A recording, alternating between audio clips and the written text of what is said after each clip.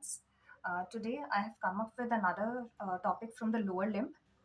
We are going to talk about the movements of the knee joint and the ligaments involved in it. Okay.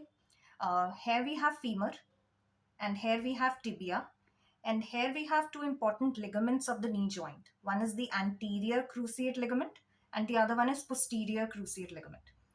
Now अब जो anterior cruciate ligament है वो anteriorly हमारा attached है on to the tibia.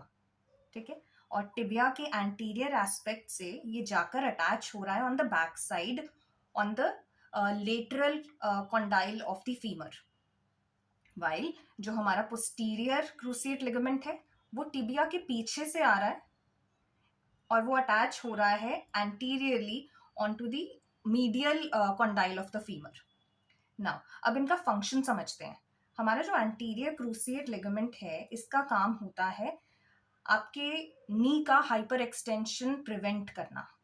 इससे हम क्या समझते हैं कि टिबिया नॉर्मल से ज्यादा एंटीरियरली ना मूव करे.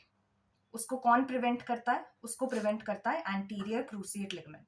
और टिबिया नॉर्मल से ज्यादा बैकवर्ड्स ना मूव करे उससे कौन प्रिवेंट करता है? Posterior cruciate ligament. लेकिन ऐसी कंडीशंस जहां पर एंटीरियर क्रूसिएट लिगामेंट्स की जो है टियर हो जाता है, जो कि बहुत सारी स्पोर्ट्स इंजरीज में होता है मोस्ट कॉमनली, तो उसमें क्या होता है कि एंटीरियर क्रूसिएट लिगामेंट के टियर की वजह से there is nothing to prevent tibia from moving forwards. So this tibia moves forwards. And जो हमारा फीमर है, this femur basically glides on the posterior aspect of the tibia. ठीक है. So this is what we get in anterior cruciate ligament tear, which we check in anterior drawer test.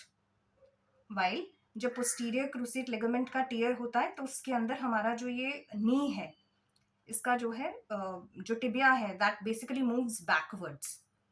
That is femur glides on the anterior aspect of the tibia. All right. So this is the basic function of the anterior and the posterior cruciate ligament.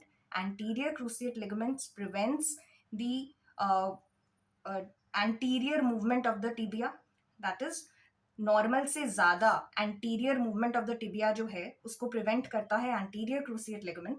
और जो posterior cruciate ligament है वो normal से ज्यादा backward movements of the tibia को prevent करता है. Okay. सो अब एंटीरियर क्रूसिएट लिगामेंट का अगर कोई टियर है तो उसको चेक करने के लिए we do the anterior drawer test. And we need to note that it is a painful test and it is used to check the anterior cruciate ligaments injury. That's all for today. Thank you.